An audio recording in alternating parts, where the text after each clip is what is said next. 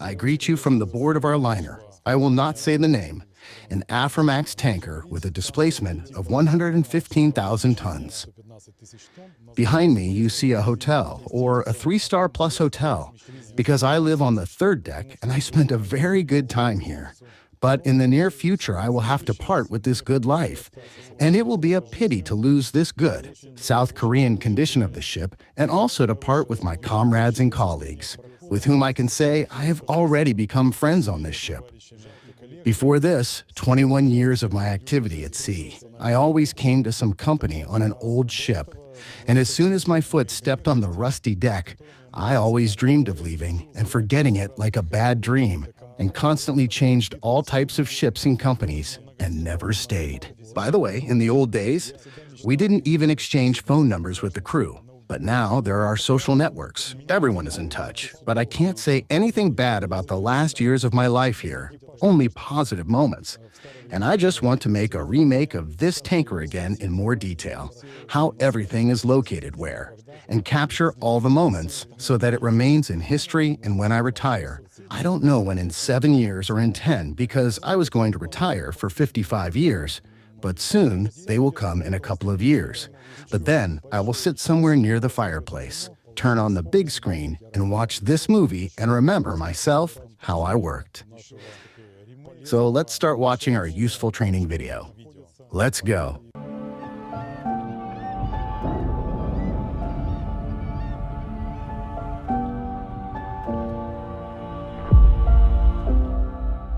Recently, we received a letter from the ship owners that they are going to sell our tanker to some other company. And for this purpose, 2 inspectors are coming to us at the next unloading in Poland.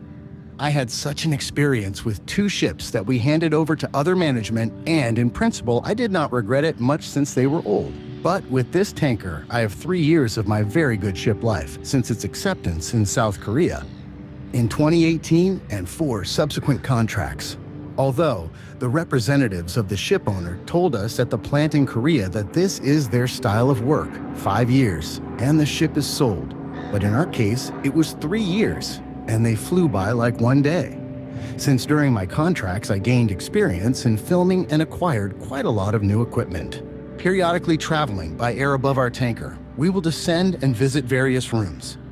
During these shoots, my Mavic Mini 2 quadcopter, bought in the States, suffered since I flew too close to the portholes of my cabin, and it did not have obstacle sensors in front. So, let's honor its memory by watching this episode, and let's hope that it did not give up its short life of 2 months in vain. Let me start by saying that, although we accepted the tanker in 2018, the hull was laid down in 2015 by T. Key, and our Greek billionaire bought it in 2017, and we already saw our future place of work a year later. Those times were simply carefree. As the borders were open, there was no coronavirus, and there was no need to sit in quarantine.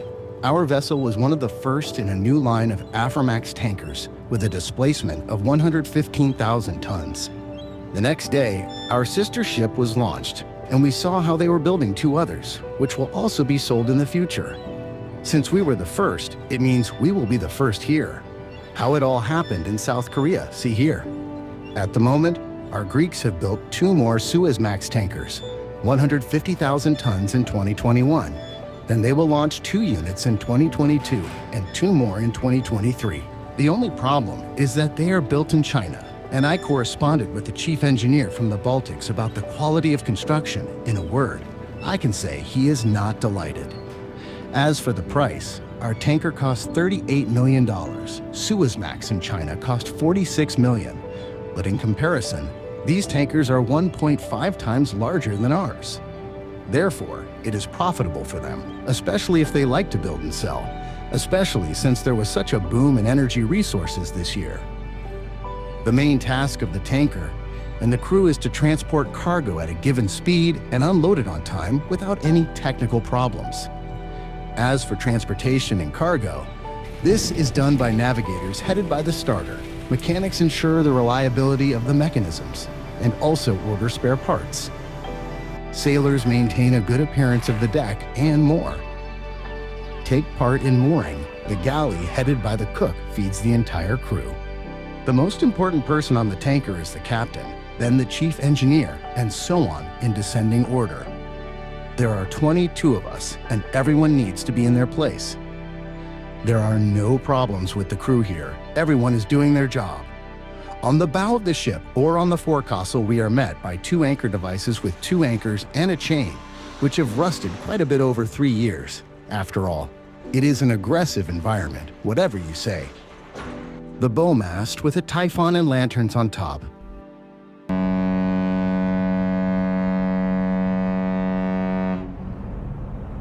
This sound is very helpful in the fog to scare away crazy fishermen. At the moment, we are standing on the right anchor weighing 10.5 tons and also have 2 anchor chains of 385 meters. As we can see from the designation on the windlass, we have 14 shackles there separated by red links. And if we multiply 14 by the length of the bow of 27.5 meters, we will get the figure announced at the beginning.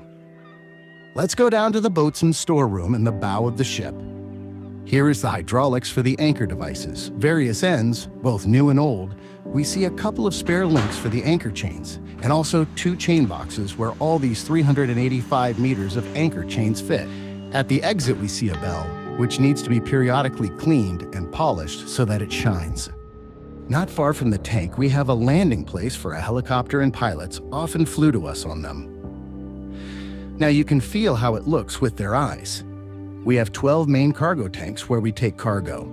In total, we transport about 100,000 oil.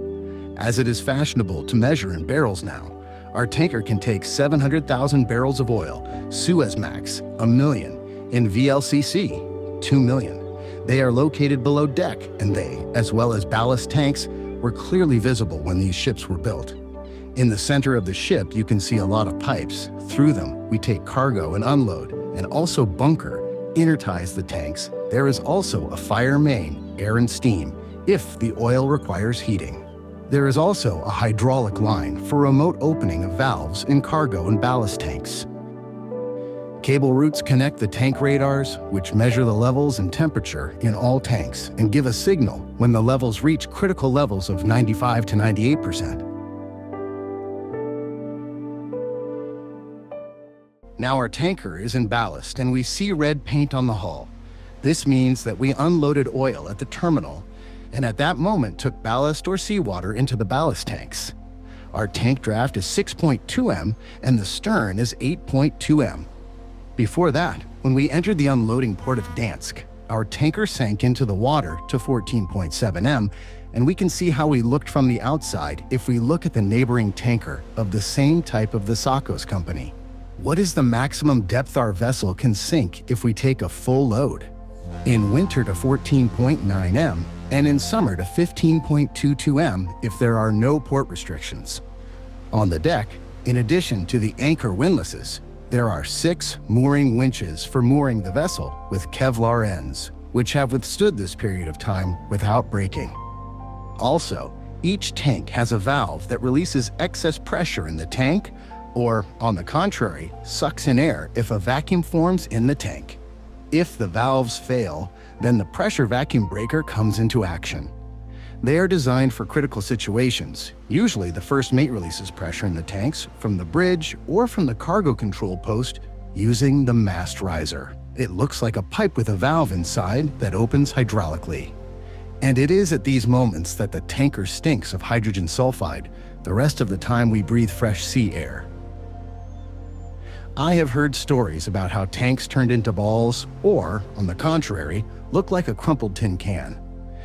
The chief officer should monitor all this, and the main thing is that we have a lot of systems and sensors that report this in advance with signals. There are 2 more cranes on the deck that help us with bunkering, but their main purpose is to lift cargo hoses, and the right crane can lift people from the shore or from ships. For 3 years, we needed to replace all the hydraulic hoses on them, but we still haven't received them, and I don't know yet whether we will do this before the sale. Near the cranes, we see 2 rooms or storage rooms, midship stores. Let's take a look inside. On the right side of the room there is a basket on which you can lift or lower people from a neighboring ship. Various keys, spare parts, and even one spare hydraulic motor for the winch, which is very expensive, as well as adapters for cargo manifolds. On the left, various tools for combating oil spills, some spare parts, and a carbon dioxide cylinder for remote extinguishing of the mast riser, which we saw earlier, and also barbed wire, which we hang around the tanker in 2 rows when we enter pirate zones. There are 2 lifeboats hanging on both sides, which will fit the entire crew in case of an emergency, but if anything happens, we have 4 rafts on both sides and 1 on the forecastle, or in the bow of the ship. Inside the lifeboats there is a supply of water, fuel, food, a couple of air cylinders in case there is nothing to breathe when there is a fire around, etc. At the stern, there are 3 more mooring winches and an entrance to the emergency diesel generator room. On the left is the ballast water treatment system. In front of the superstructure, we see the entrance to the pump room, where the lower part of the cargo turbo pumps, ballast electric pumps, as well as the stripping pump are located. And here there is a complex network of pipes, and from here, the oil begins its movement through the pipes from the tanks to the oil terminal. Usually unloading takes 24 hours, but we can unload in 14 hours. If the 3 turbo pumps are running at full speed, they can unload 9,000 m3 of cargo per hour. Part of the ballast water treatment system is also located here, a modern innovation that we often visit when we are repairing.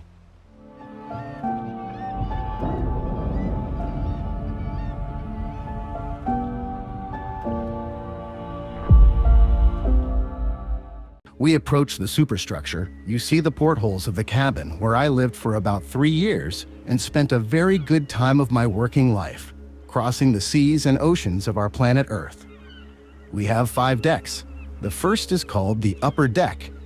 You could say the main deck.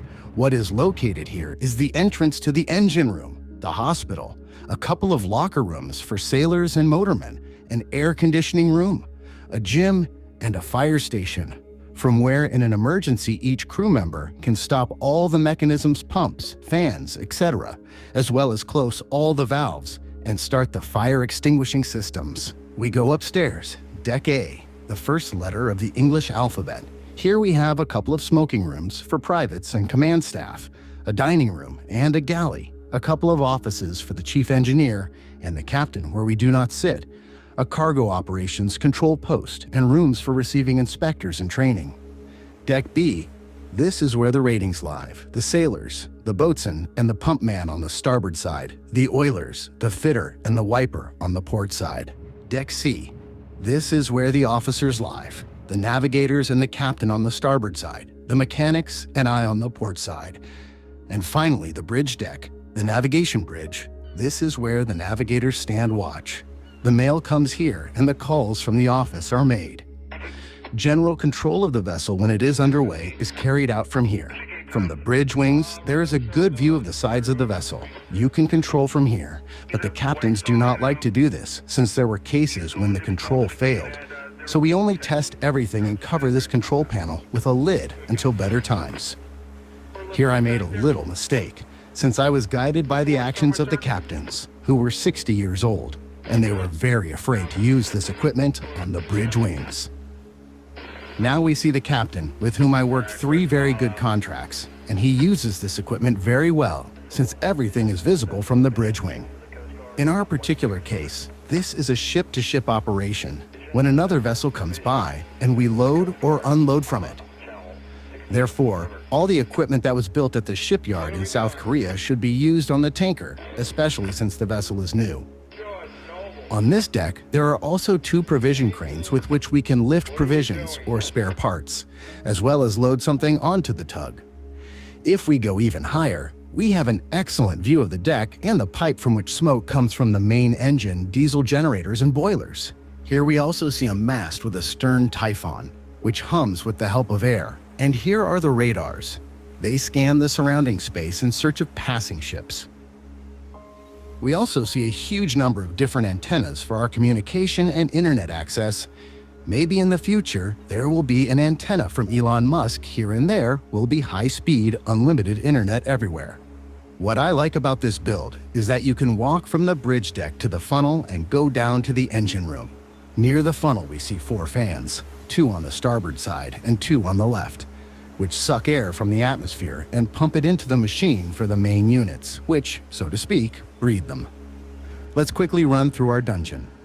Since we are autonomous, we only periodically need fuel, oil, and spare parts, and otherwise, we do everything ourselves.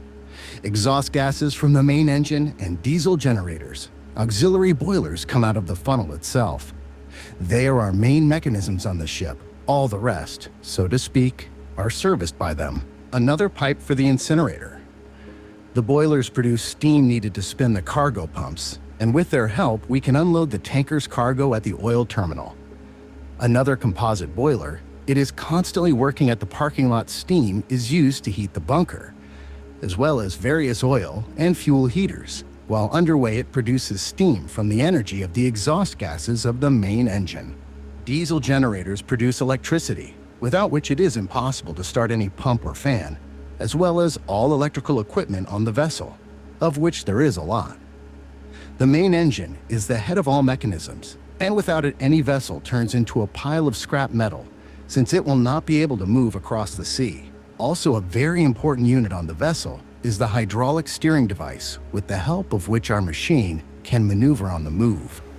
Air compressors produce high-pressure air necessary for starting the main engine and diesel generators, and after the reduction valve, it sprays fuel in the boilers when it starts them.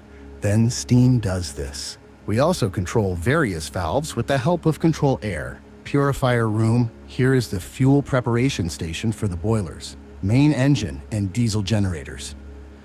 We see here fuel tanks, pumps, oil and fuel separators, and steam heaters. The freshwater generator helps us extract fresh water or distillate from seawater, which we use for showers and other purposes as technical water. Here we see many fresh and intake water pumps, as well as many oil and water coolers, without which our mechanisms will not be able to work and will simply overheat.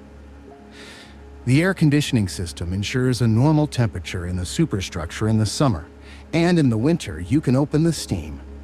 Nearby are refrigerating compressors, which maintain a certain temperature in various refrigerating chambers, where we will soon go with you.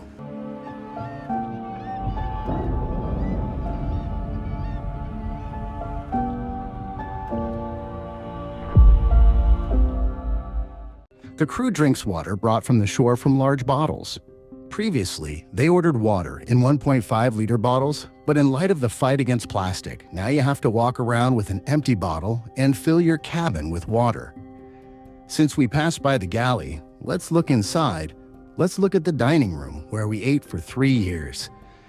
At first, there were 5 of us from the CIS countries, but now we have grown to 9 crew members. Of the Filipino officers, only the 3rd navigator remains. There used to be more of them, namely the 2nd navigator, the 4th and 3rd engineers in the engine room. So our galley is also more than 3 years old. I was present at the tanker's sea trials, where 4 Korean cooks prepared very tasty and varied food for over 90 people from among the inspectors. It turns out how many people our tanker can load into the cabins if you sleep on the deck. We have stoves, a deep fryer, an electric meat grinder here, and here below you can mix dough, a dishwasher, ovens, a refrigerator, etc. Let's go down to the granaries of the motherland, and at first we can see a dry pantry where canned goods, water, flour, coffee, chas, cookies, etc. are stored. Further, there are our 3 provision chambers: fish, meat, and vegetable. In the first 2 chambers, the temperature is -18, and in the vegetable +6. Meat and fish last for a long time since it is frozen, and there are no problems with this on all the ships where I have worked before. But vegetables, fruits, cheeses, kefir, yogurts, greens, and other perishable products need to be constantly replenished at least once a month, since our ocean crossings can drag on for months, so we need to have enough of these products. With the Filipino cooks, it was more or less normal, and we can say we were lucky. But sometimes we pulled ourselves up to depict some recipe. We can sum up our 3.5 years of sailing on this tanker in nautical miles and the amount of fuel consumed.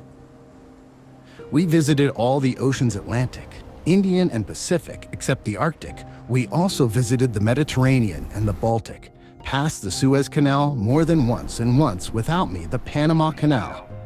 Among the continents, Asia, Australia, Africa, South and North America, and Europe. I will not list the countries, since there were too many of them. So, the total fuel consumed was fuel oil at a price of $400 per ton. The price has been jumping up lately, but we will count on average. 21,000 tons of heavy fuel, $8,400,000. 4,500 tons of diesel fuel, $2,700,700. In total, this is $11,100,000. We have traveled 196,000 nautical miles, or 361,000 kilometers. The circumference of our planet Earth is 40,000 kilometers. And if you divide these numbers, you get that our tanker has traveled around the world 9 times. We receive a budget from the company, and it usually looks like this: $1 million per year for crew salaries and another $1 million for spare parts. The charter pays a daily rent to the ship owner in the amount of $30,000. These were the prices for 2021. And despite these expenses, the benefit of transporting oil in our time, when problems with energy resources have arisen, exceeds the costs many times over. So I think there were buyers who want to buy this vessel and start making money right away. I will finish this video, and I paid tribute to this tanker and hopefully captured it in history with the help of my videos. Until next time, in new releases, and do not forget to subscribe to the channel. Down there, and there's a franchise, regular Piggly Wiggly name, and anyway, yeah, I guess there's, what, 6 miles north of 90 on Woodbine, my close.